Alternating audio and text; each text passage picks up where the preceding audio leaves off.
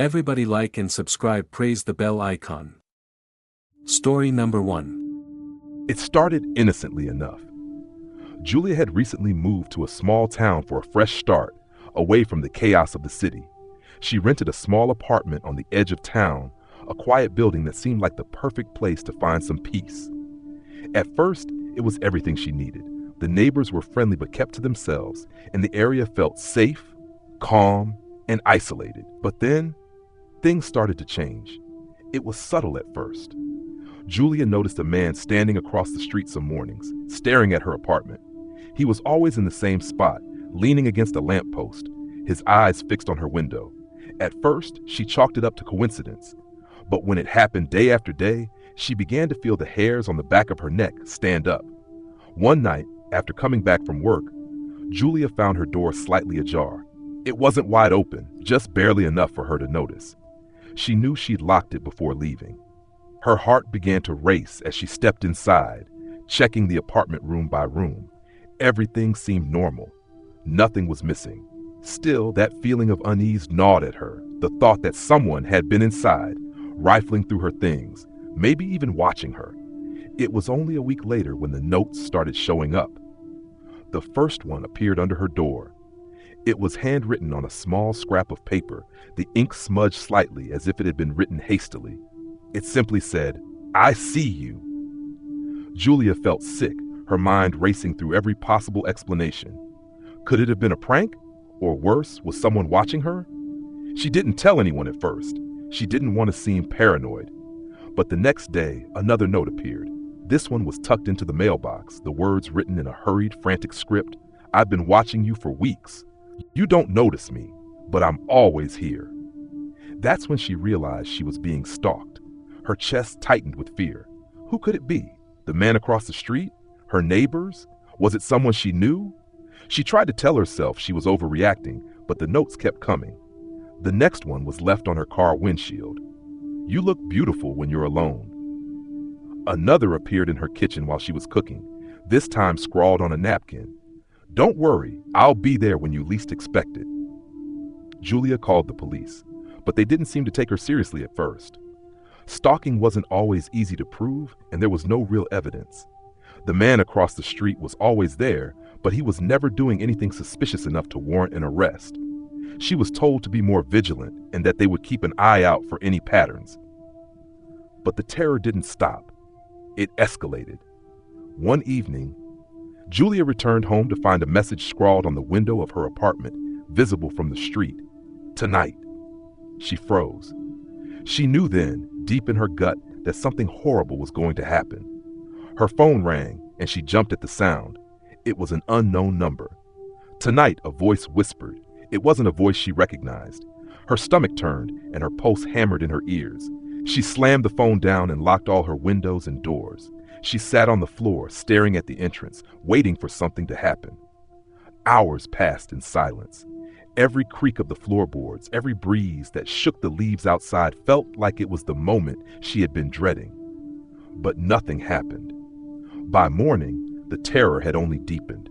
She found her front door wide open once again, as though someone had been inside all night, watching her sleep. But that wasn't the worst part.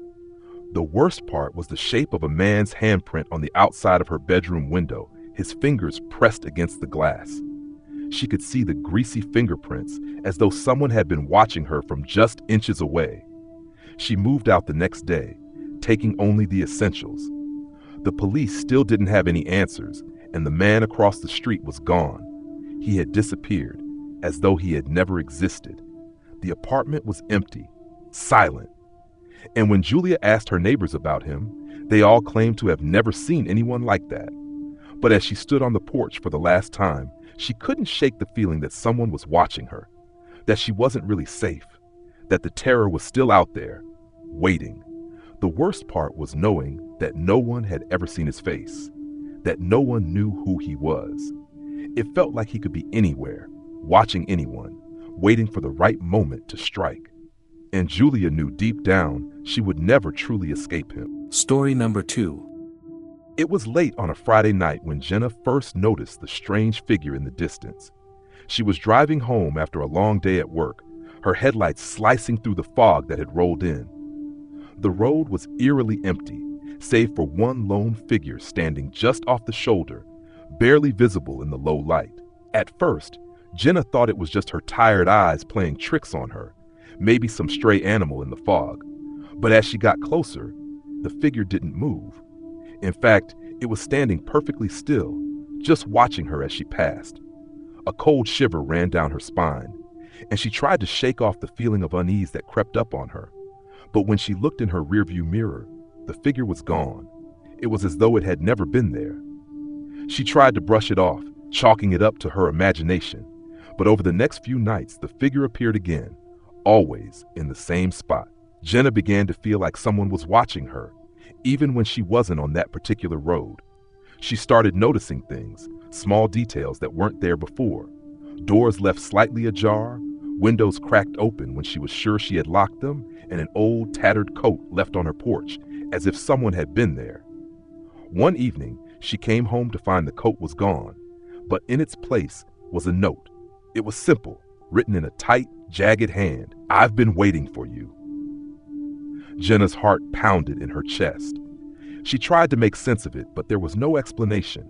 She called the police, but they found no evidence of anyone in the area. No fingerprints, no signs of forced entry. Just the same creeping feeling, like someone was always just outside her vision, always waiting. The figure kept appearing. Jenna tried to tell herself it was nothing, just some random person, maybe even a prank. But the longer it went on, the more she felt the boundaries of reality slipping away. She could hear footsteps behind her when she walked to her car, see shadows out of the corner of her eye. And it wasn't just during the night, it was during the day too. One day, she saw him, not in the distance but up close, standing at her door. His face was hidden by a hood, his eyes dark and hollow. He was tall, unnaturally so, his limbs too long, too thin, as if his body didn't quite fit together right. His hands were outstretched, as though he was offering her something. A twisted grin stretched across his face, and in his hand was a single, crumpled photograph. Jenna stepped back, fear locking her in place. She was too afraid to scream, too afraid to run. He didn't move, just stared at her with those hollow eyes. She didn't want to take the photograph, but her hand moved of its own accord, reaching out to take it. When she unfolded it, the image was of her, standing in her living room, looking out the window. But she hadn't taken the photo. Someone had been there, watching her, without her knowing. It wasn't just a photograph, it was a warning. Jenna moved the next morning, packing her things in a panic, convinced that she would never be safe again. But no matter where she went, no matter how many locks she put on the doors, no matter how far she ran, the figure always found her, always watched her, and every time, there was a new photograph waiting for her. A group of friends decided to spend the weekend at an old cabin in the woods, a place that had been passed down through one of their families for generations. The cabin was isolated, far from any neighbors or civilization, the perfect place to unwind and escape the stresses of city life. They arrived on a Friday afternoon, excited for the peaceful retreat. But as the sun dipped below the trees, something felt off. At first, they dismissed it, just nerves from the unfamiliar setting perhaps. But when night fell and the wind began to howl through the trees, strange noises started to fill the air. Creaking sounds, footsteps in the distance, a door slamming shut when no one was near it. They told themselves it was just the wind, but the unease grew. Then one of them, Mike, discovered something strange in the attic, a small worn-out book, its pages yellow and brittle with age. The title was illegible, the letters faded. As he flipped through it, he found notes in the margins, written in a hurried hand. The words were unsettling. It watches, always. They tried to laugh it off, but as the night wore on, the atmosphere grew heavier, the darkness outside seeming to close in. That's when they heard it, a soft tapping on the windows. One of them went to check, but there was nothing there, only the dark woods stretching out into the distance. Still, the tapping continued. It became rhythmic, almost like a heartbeat, and soon they couldn't ignore it any longer. The sound seemed to come from all directions, surrounding them. In the kitchen, a cupboard door slowly creaked open on its own, and a glass shattered on the floor without anyone near it. They were trapped. The feeling of being watched was overwhelming. One by one, they started to see things. Shadows flickering in the corners of their eyes, figures moving just out of view. It was Sarah who first noticed the mark on the wall, a symbol etched deep into the wood. It looked ancient, twisted, as though it had been carved by something that wasn't human. Suddenly, the door slammed open with a force that rattled the entire cabin. Standing in the doorway was a figure, cloaked in darkness, its face hidden beneath a hood. Its hands were long and clawed, its body unnaturally tall, almost too tall to fit in the doorway. The friends tried to run, but the figure seemed to appear everywhere, blocking doors, appearing in the windows. There was no escape. By morning, the cabin was silent again. The friends were gone, vanished without a trace. The only evidence left behind was the book, lying open on the floor, a single note scrawled on the page. It's hungry, always hungry. And if you listen closely, late at night you can hear the tapping on the windows. Story number 3. It was the perfect place for a getaway, an isolated beach house on a remote stretch of coast, far away from the noise of the world. Amy and her boyfriend Luke had been looking for a quiet escape for weeks, and when they found the listing, it seemed like fate. The beach house was nestled on the cliffs, with nothing but waves crashing below and miles of empty sand stretching out ahead. No neighbors, no distractions, just them, the sea, and the silence. The first day was everything they had hoped for. They spent their time walking along the shore, talking, swimming, and enjoying each other's company. The evenings were filled with cozy dinners and quiet nights on the porch, watching the stars twinkle overhead. But as the days passed, Amy started to feel something wasn't right. It started with the dreams. Every night she had the same dream, a tall, shadowy figure standing at the edge of the water, just beyond the reach of the moonlight. The figure was always still, staring out at the ocean, its shape vague and indistinct. But what unsettled Amy the most was that she could never quite see its face, no matter how hard she tried. The dreams grew more vivid, more terrifying. One night, she woke up to the sound of someone standing in the room, watching her. When she opened her eyes, there was nothing there. But she couldn't shake the feeling that she wasn't alone. Luke didn't notice anything odd, or at least, he didn't say anything. He thought it was just the isolation getting to her, the quiet of the place playing tricks on her mind. But then things began to happen in the waking world. One morning, Amy found footprints in the sand leading up to the back door of the beach house. The footprints were fresh, as though someone had walked right up to the door during the night. They were large and strange, the soles deep in the sand, but there was no sign of anyone leaving. She asked Luke if he had been outside, but he insisted he hadn't. That night, they decided to lock all the doors and windows, convinced that someone might be trying to break in. But the next morning, the door was wide open, as if someone had simply walked right in. Luke swore he had locked it the night before. Amy's nerves were frayed, but Luke chalked it up to the wind, or maybe an old latch that had failed. Then, as they were walking along the beach, Amy saw something that froze her in her tracks, a figure standing at the water's edge, just like in her dreams. It was tall, slender, and completely still. It wasn't moving. The waves crashed behind it, but it didn't seem affected by the wind or the ocean spray. For a moment, she thought it was just her imagination, but the longer she stared, the more she felt the dread rise in her chest. "Luke," she whispered, pulling on his arm, but when he turned to look, the figure was gone. He couldn't see anything out of the ordinary. That night, the dreams returned with a vengeance. But this time, Amy woke up to find the figure standing at the foot of her bed. It was there, staring at her with those dark, empty eyes, and she could hear a voice, a whisper, telling her to come closer, to join it by the water. She screamed, but when Luke jumped up to check, there was nothing there. The next morning, Amy was exhausted, barely able to keep her eyes open. Luke insisted they leave, that something wasn't right about this place. But as they packed their bags, Amy saw it again, the figure standing just beyond the porch watching her. Before they could leave, there was a knock at the door. Amy opened it, but no one was there. Only a small piece of paper was left on the doorstep, crumpled and stained. She unfolded it, her hands trembling. It read, "You're mine now." They didn't stay another minute. They left in a hurry, never looking back. But even as they drove away, Amy felt the weight of the figure's gaze upon her. No matter where they went, she knew it was watching, waiting. The figure from the beach, the one that had been haunting her dreams. And the worst part? She could still hear its whisper sometimes, faint and distant, in the back of her mind, "Come back to me." Zoe had never been one to believe in ghosts. She thought of herself as a practical person, someone who trusted in science and reason. So when she inherited her grandmother's old house in the countryside, she was more than happy to take it.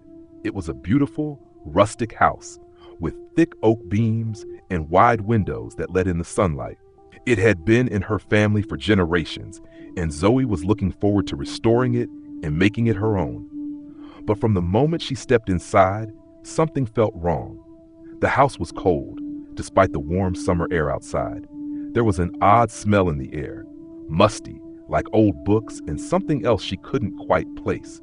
She told herself it was just because the house had been empty for so long, but every room she entered seemed to have its own oppressive, heavy atmosphere. The silence was unsettling, broken only by the occasional creak of the floorboards.